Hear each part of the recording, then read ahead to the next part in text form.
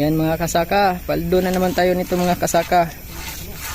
Yan, para sa atin to lahat. Pag nahuli namin to, laking tuwa ng mga magsasaka dito. Yan, lalo pa naman ito na damo ay palibot palayan. Yan.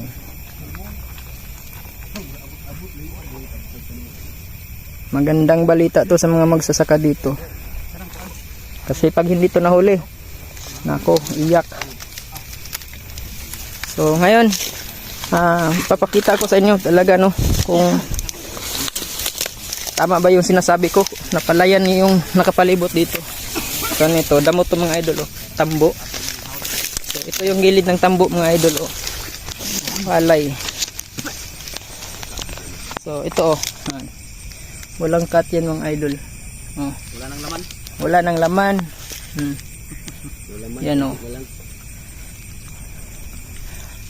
Yan. So, ayan, ito yung mga kasama natin. Mga Ilocano. Ayan. Good evening guys. Nandito na naman kami.